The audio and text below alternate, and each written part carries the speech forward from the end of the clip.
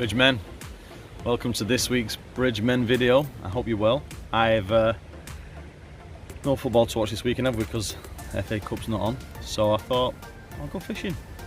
Not been fishing for a long time, so I couldn't go with Ross McGregor or Dave Young the other day, so it's Friday. I thought, let's go fishing, let's get out there, see what happens. So far only been here about 10 minutes, not caught anything, I'll be honest, but I'm feeling positive. So obviously I will show any evidence that I do catch anything later on in this video. But this week we've got another guest speaker. Thanks so much last week for Stuart. It was brilliant what he shared, and I know a lot of guys have been encouraged by what these videos being said, so that's great. And obviously we continue to look for new people to want to talk, so if you get anything interesting or you want to share something, then by all means just drop me a line. Also we'll have a new Bible app for this week, so that'll be introduced later on. So without further ado, it gives me a great pleasure to introduce this week's speaker, which is someone you may know, some people may not know. This is Ian Watson. He used to be the leader, the pastor at BPC, the Bridge, and let's listen to what he's got to say. I appreciate him sharing with us. So, hi guys, it's good to share with you again today. It's been also good to hear some of your stories and the comments you've made in the past. They've been really appreciated, so thank you for them. I just want to share a couple of thoughts today, as I've been asked to do by Matt.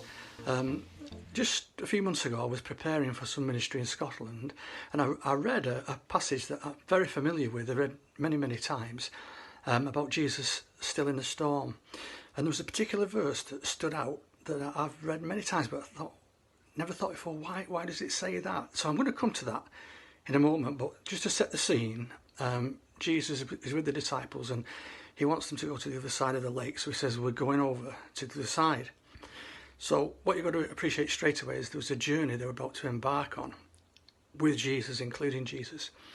And any journey we are on, well, in fact we're all on journeys, you know, personal journey, your church is on a journey, your leaders are on a journey, I'm on a journey, and at this present time the journey we're going through with lockdown and everything is new for many people, and has thrown up many unusual scenarios for people, and maybe you're struggling with some of them.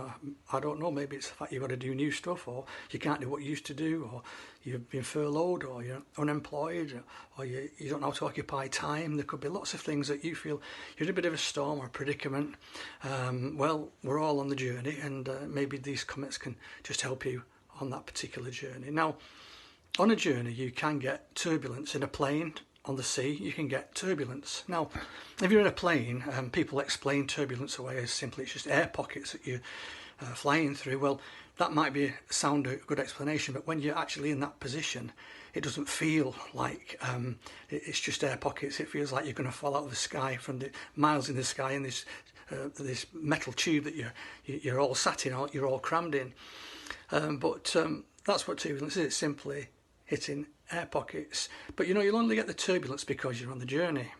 Now, if you don't want turbulence, what you simply say is, I'm not going on the journey. So you don't leave the airport terminal, you don't leave the runway. But the fact is, if you don't leave the airport terminal and you don't leave the runway, you don't go anywhere.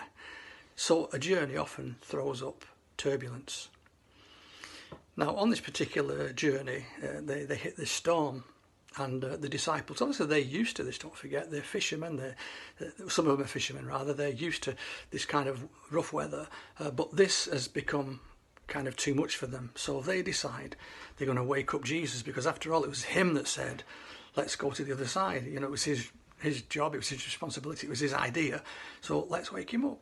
Well, they go and find Jesus, and to their surprise, is asleep. But it's not only that, and this is the verse that really struck me when I read it this time round.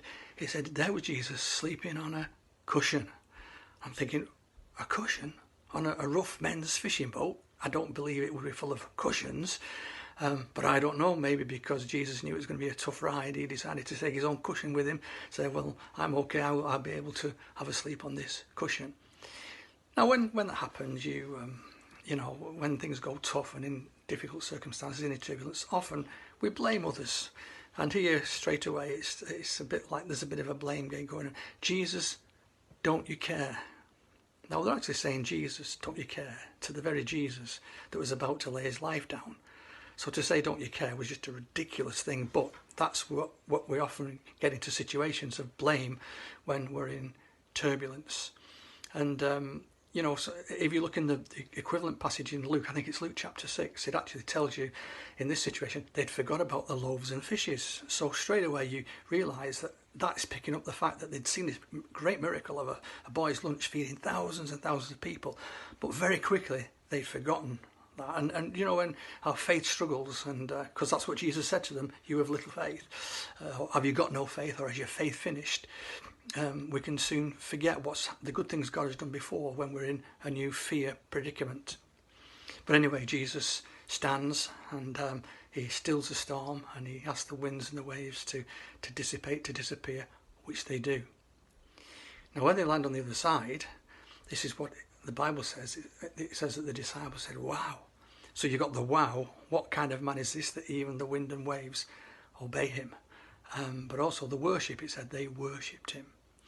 And so often in the difficulties we go through, when we come to the other side and we realise God has been with us, Jesus has helped us, we worship and we give him praise and he gets the glory. But what I want us to just focus on, whatever you're going through at this particular time, and if it's difficult, you just remember who's sleeping on the cushion. He's with you, even though sometimes it doesn't seem he is, because you know sometimes it feels like Jesus is inactive, but actually he's there.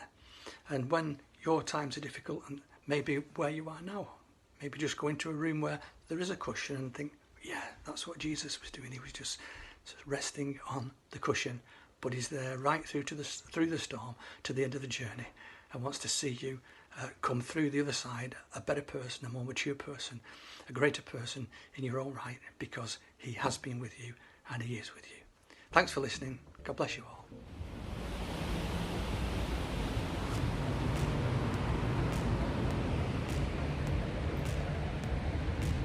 Hi guys, update.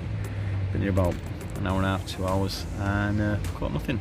But you know what? Got the rods out of the shed, just chillaxing. I'm social distancing because there's no one here, and well, the sun's shining. The wind picks up now and again, but I'm not beaten yet. So I'll get back to you.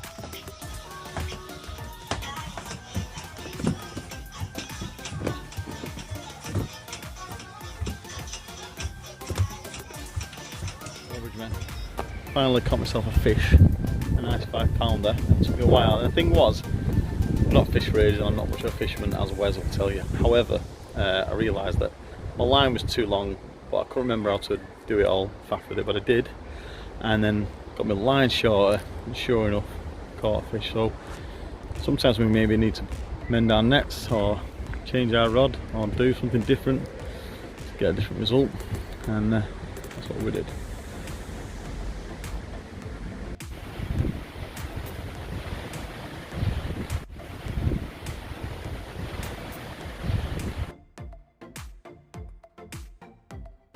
Hey Bridge Church, I hope you're all well during these troubled times. I'd just like to invite you to join our next Bible study, which is called Remain in Me. It's absolutely excellent. There's some real gems of wisdom in there, and there's something for everyone. It's absolutely fantastic, really good use of our time. I think collectively we'll get so much learning from it. It starts the 28th of May. Hope to see you there. Stay safe. Don't forget to join us this Saturday the 30th of May for our men's Zoom prayer meeting, 7:30 AM till 8:30. Be great to see you there. Thanks for watching this week's Bridgemen video. Join us again next week.